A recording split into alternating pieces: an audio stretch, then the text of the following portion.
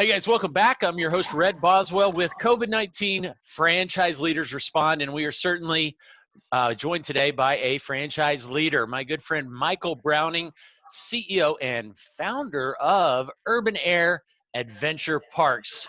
Michael, thanks for joining us today. Thanks for having me, Red. Really appreciate it. Buddy, how are you in the Dallas market like me? How is your family and you holding up through this crisis? We're hanging in there. Full disclaimer, you may hear an 8-year-old, a 5-year-old, or a 6-week-old anytime during this. So just full disclosure. It's crazy. Literally 14 days ago, we woke up and the world had changed. And this is something that there's no playbook for. Doesn't matter if you've got an Ivy League education or you come from the school of hard knocks. We are all just figuring this thing out.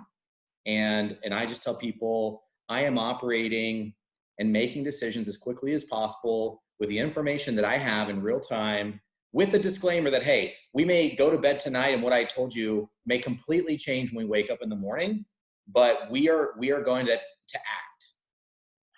Yes, and you act indeed. You are leading as a servant leader, and really, you created a new industry for the most part. You're just constantly being asked to speak. I follow you on LinkedIn, Michael Browning. If you want to follow him, it's fantastic messaging.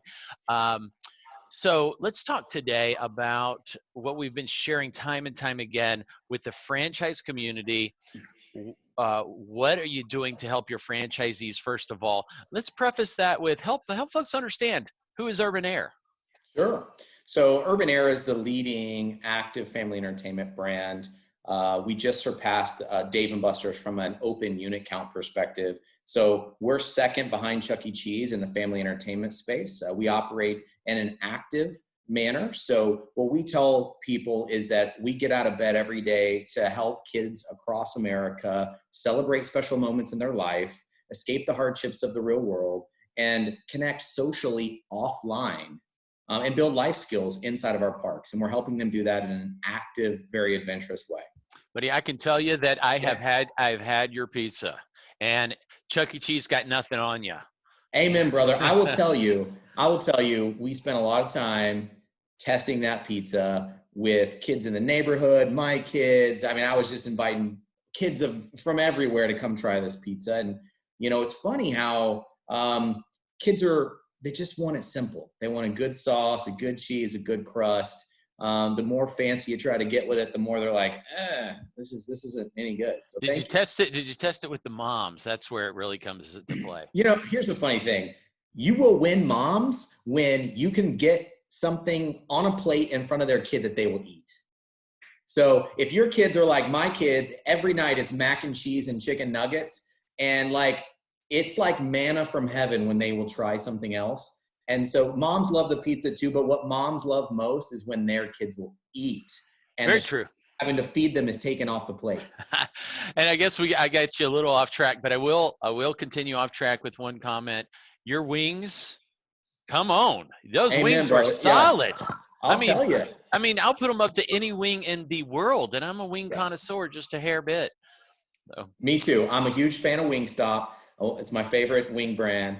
And I'll never forget one of our discovery days. We had one of the largest Wingstop operators looking at our brand. And we always test all the food. We let everyone go on the attractions. I was so nervous about him eating these wings. And I was staring at him as he went to go take a bite, and he took a bite. He swallowed it and he looked up, and I go, "What do you think?" And he's, "These are darn good, man." And I was like, yes. So we have great wings, lots of different flavors. We offer beer and wine in the facilities because, kids are our user, but mom and dad are our customer. And we want everyone to have a great time. And we hope that when you're there, you'll take advantage of this fast casual restaurant. You'll take advantage of this. It's really two businesses in one. You've got the indoor theme park and you've got the fast casual restaurant. Well, you got hit really hard. I mean, gosh, you got kids playing all over the place, wiping their hands, swiping, all over the place. Now, you're as clean as anything I've ever seen. You got guys cleaning 24/7 in there. But what are you doing now? I mean, I think you're closed, right? Yeah, we're closed nationwide. I got together with David McKillips, the CEO of Chuck E. Cheese, and Chris Morris, the CEO of Main Event. We all got on a conference call and said, look, this is bigger than us. We need to do what's right for our communities. We need to do what's right for the kids and families that we service. And we agreed that we would all close down on the same day. I think it was March 17th. And we did. We came to market. We shut down the entire family entertainment industry on one day together and said, you know what? It's more than just profits. We're going to get through this. And we united. So that was a very sad day. But it was great to see brands rallying together and putting the communities and their guests first. Very true. I know it was a hard time. I could feel for you in your posts online. I could just sense the angst. So what are you doing now? Urban Air, franchisees, how are Yeah, you supporting them? sure. So Urban Air's closed. We've been closed since March 17th. We really understand that we have three audiences that I have to take care of. I have three groups of people. I've got the team at the home office, which there's roughly 100 people at the home office supporting franchisees. I have franchisees, which we have 131 locations open as we sit today, another 100 under construction, and then people looking for real estate, negotiating leases and LOIs, to which a lot of that is coming from you. So we're very appreciative of that. So on the franchisee side, we know, hey, look, at the home office, we don't have cash registers. We make money through making sure that our franchisees are successful. And for the systems, the infrastructure, the procedures, everything that we've built, we get a royalty off the revenue that the franchisees make. So without franchisees, there is no home office. So the first thing that we did was put together a franchisee relief program. This franchisee relief program, it deferred royalties in the month of March from February revenue, and then in the month of April from March revenue. And so along with that, we also took on the burden of many of the pass-through expenses the franchisees had to pay for, like point of sale, Salesforce.com, our call center infrastructure, web hosting, all of the things that are normally passed through to a franchisee in a pro rata manner. We helped and we paid for so that they could maintain the highest level of liquidity as possible. And the other thing we wanted to do was show the industry and show our downstream partners, like our landlords and our banks, that the franchisor was going to lead. The franchisor was going to take on some of this burden to protect the franchisees. And so it wasn't as big of an ask when we went to landlords and said, hey, we need you to defer rent for 60 days. To the banks, hey, we need you to defer principal and interest for 60 days. I get where we are today with the CARES Act and different things that are happening, but we were getting lender deferrals and rent deferrals 3 weeks ago. And it's because we led from a franchisor perspective and said, everyone needs to have a little bit of pain so that no one franchisee, one franchisor, lender, or bank needs to have a ton of pain. And that's how we went to market. Wow. So you are really taking it for the team. I mean, nobody's making out good on this deal. No. You're sacrificing significantly. Now, there are some people listening right now going, yeah, Michael Browning, but I know you got Ross Perot Jr. as an investor. You guys got some deep freaking pockets. I'm an emerging brand. What advice can you give those emerging brands that are really struggling to support their franchisees and to freaking keep the lights on?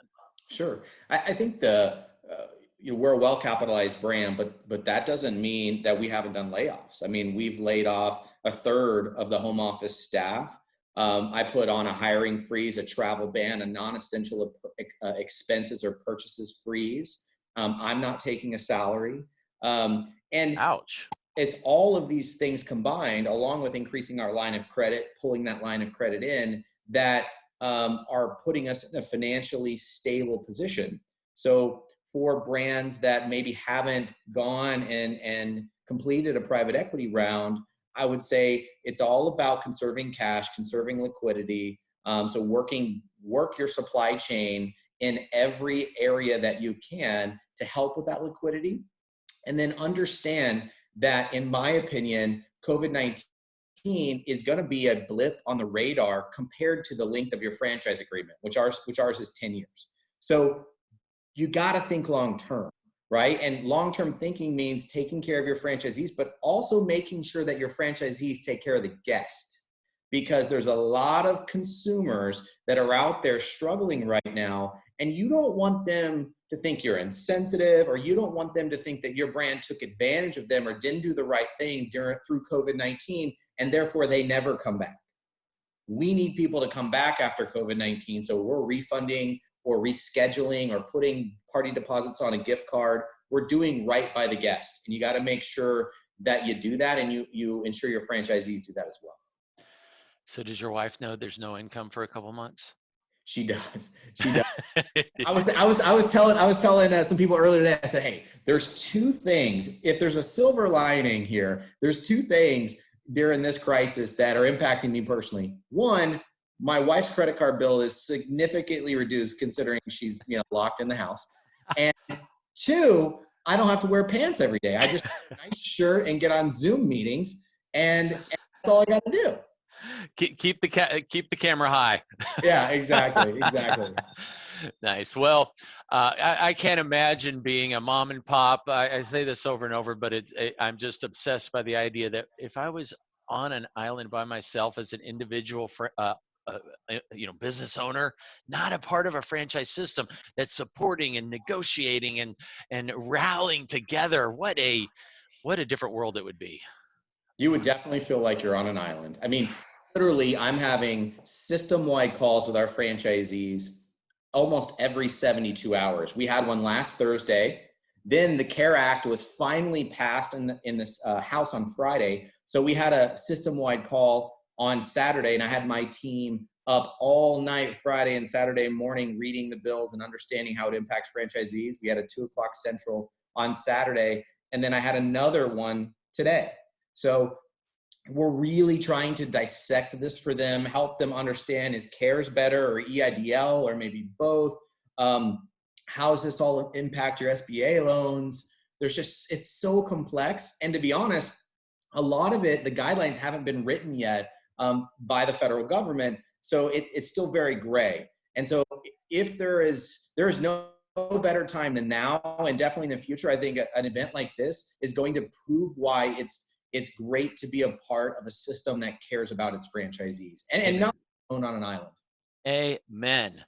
That's what we're doing. Our rallying cry is no Zor left behind. IFPG, we are supporting them. We're doing things like this just to share best practices every way possible. I had a 90-minute, it was supposed to be 90-minute 4 top consultants sharing what they're doing today to continue their business, to help their candidates, to generate new candidates. It was kind of, excuse me for sounding weird, but it was magical. Our founder was texting me going, do not stop. This is so freaking good.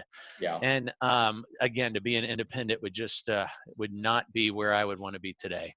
You may have seen we're using the hashtag franchising stronger together. I think it encompasses everything we're doing together as an industry. So Michael, back on track. Technology. Anything you could share with us from a technology standpoint that a Zor might be able to use that you're utilizing to make it through this time together? Yeah, I think the foundational technology components that allow you to get through something like this, and we've had it before, it's just really coming to fruition on how important it is now, is e-learning. So we have an urban area university where franchisees can consume information and consume training at their own pace. That's super important. Obviously, Zoom is huge, right? Is there any particular technology you're using for the e-learning platform, or is that internal? Yeah, we use Wisetail. Okay. Is our e-learning platform. And then we're using a lot of Zoom technology and Microsoft Teams. I think, again, another silver lining in this is we're all going to find ways to decrease operating expenses, maybe some travel. We found ways to help franchisees repair attractions, in different ways using Zoom or GoToMeeting, Teams. So I think we're going to get, so Zoom, a CRM, on a B2B side, we use Keep, KEAP, great CRM system, low cost. We use that to manage franchisees. And then we use Salesforce.com from an e-com consumer marketing perspective. So it's great that when we get information, we can disseminate it out to franchisees very, very quickly using our CRM. If they don't open it, we can make sure that it gets resent to them automatically. We can tell when they click. So that kind of stuff is very, very important in a crisis, because timing is so important. I mean, you think about right now, there are tens of thousands of small businesses applying for the CARES, their money, right? PPP. And for us to be able to get the information as quickly, almost in real time, to our franchisees and give them exactly where to go and what to click on and what to fill out is so, so important. And then I'm trying to think on a technology side. Gosh, we're doing a lot of right now. I think what franchisors might not be thinking about is we feel like we've got our house in order for our franchisees. They're in a good place to weather this storm. Now it becomes, how are they going to be able to reopen with staff? We just completed an intent to return survey using something as simple as Google Forms. And we sent it out to 12,500 employees across the country saying, what is your intent to return? So 96.5% of Urban Air employees intend to return when we open back up, which is huge. Wow. We said, how long can you go until you need Urban Air to open up, or you would have to find another job? And 80% of our staff said that they could wait 2.1 months until they would need to find another job or Urban Air to open up. So it's not just about getting through COVID-19. It's how can you get through COVID-19 and then have the staff and the resources to open back up and start making money again. Buddy, that is solid. Nobody has shared that. That's very good. What did you call it? An employee? Intent to return. Intent to return. And you just use Google Forms. Simple as that. Yep. And wow. We sent it out to 12,500 employees, and we got about 4,800 responses. So it's a great sample size, nationwide, very representative sample. And we asked them 3 simple questions. What's your position? So we could gauge, who's coming back based on what strata. Are you planning on returning to work at Urban Air? Yes or no? And then how long can you wait to return to work before either you need to find another job? Very simple. 1, 2, 3 weeks, 1 month, 2 months, 3 months, 4 months. That's all you need. And it'll give you a lot of information around what your employees are thinking. And now we've got to start thinking about, since the CARE Act's been passed and unemployment, they're getting that additional, whatever, $600, are we going to have to put bonuses or return to work bonuses in place to get them to come back? So what we don't want to do is get caught with our pants down when it's time to go back to work and nobody wants to come back to work because they're making more money off of unemployment. Oh, wow. That's a good insight too. So what about your individual franchisees? And by the way, include the investment range so the listeners can understand the significance of your parks from a overall financial standpoint. Any examples of maybe some triumph through this ugly time? Sure. Yeah. So the average investment of an Urban Air is $2.6 million. So it's a significant investment. We have great financing partners that will finance 80 to 90% of it. So we've got a great program in place. Yeah, I mean, there's what I always talk about is the grittiness of our franchisees, their ability and willingness to fight through adversity. Most of them, the good thing about our franchise is that if you can afford to open up an Urban Air franchise with the average CapEx cost being $2.6 million, you've had some success. And to have some of those successes, you've probably had a lot of failures along the way. And the failures that a lot of our franchisees have had in other lives and other businesses has built up a tenacity, a grittiness that really helps them get through a time like this. And then when couple that with the support that we're providing, it's a pretty unstoppable recipe. And there's stuff all the time from franchisees and different ways they're approaching landlords or ways they're giving back to their community. I mean, instead of letting our food go bad, they started making care packages and putting pretzel balls inside baggies and giving them out and serving pizzas. And it's been phenomenal to see what they do, and their hearts for the community are huge. Wow, that is fantastic. You are growing aggressively. To have 100 in process is enormous too.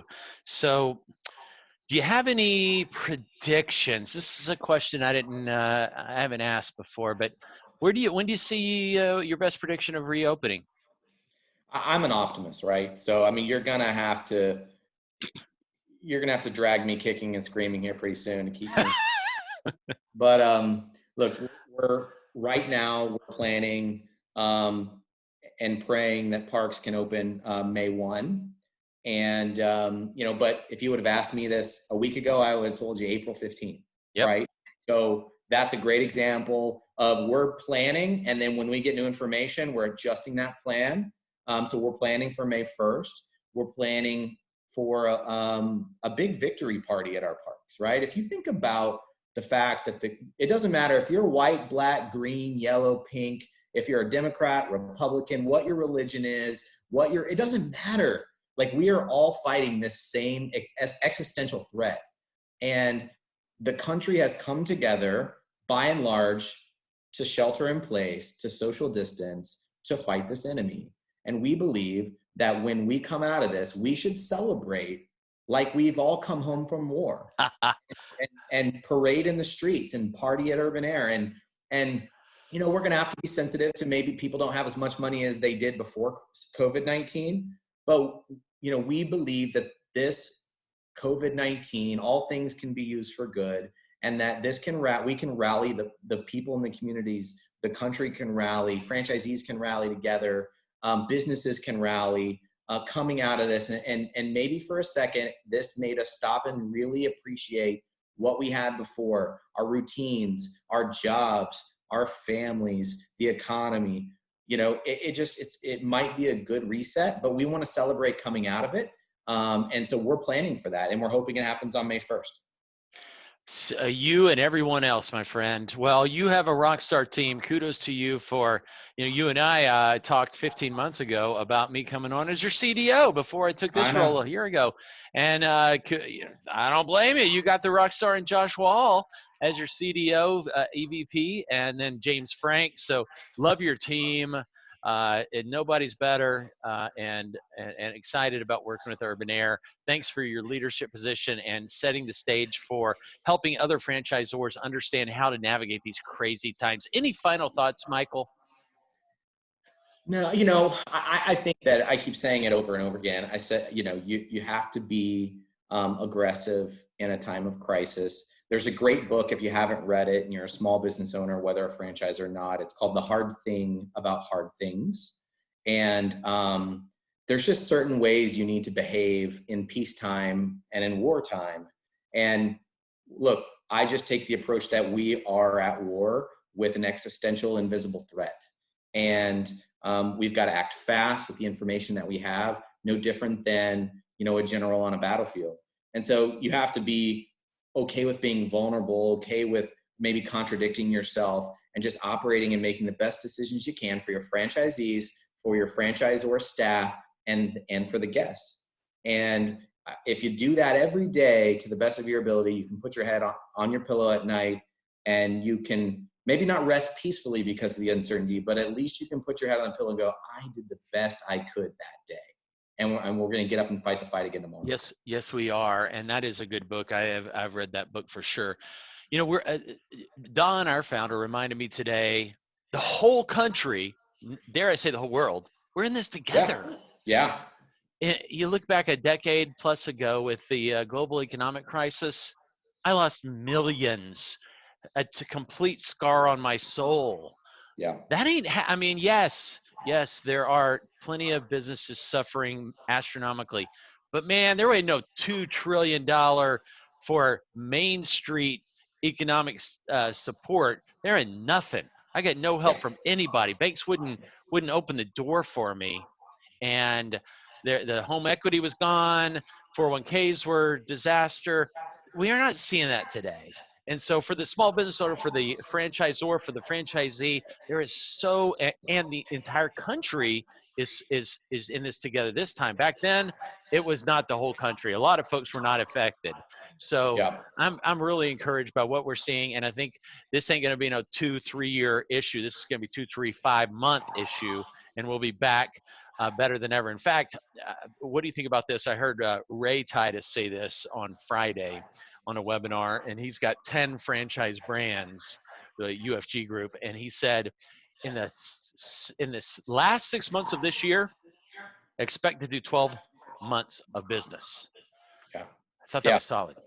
No, I think it's going to be a V, right? It's going to be a V return. I think, and the valley of the V is March and April, right? That's what I'm believing for. I think there's pent up demand. I think the key is going to be that bell curve, and the first 20% of people are going to be early adopters, and they're going to jump back into their normal lifestyle and be excited.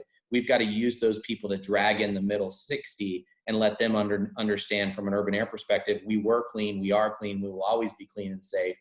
Come on in. Not worry about the 20% laggers, because there's just not much you can do. They'll eventually come. And just be positive. You know, when there is turmoil, there's also tremendous opportunity. We're seeing great real estate deals. You know, interest rates are low. So if you can get your franchisees on a firm foundation that they're going to come through COVID-19, then you got to get your head up and get out of the weeds and go and look for opportunities. And that's where we are now. Amen. Michael Browning, CEO, founder of Urban Air Adventure Parks. Thank you, sir, so much for your wisdom. I know you're crazy busy putting out a lot of fires and building a lot of families and a lot of businesses together. Thank you, Michael, for your friendship and for jumping in today.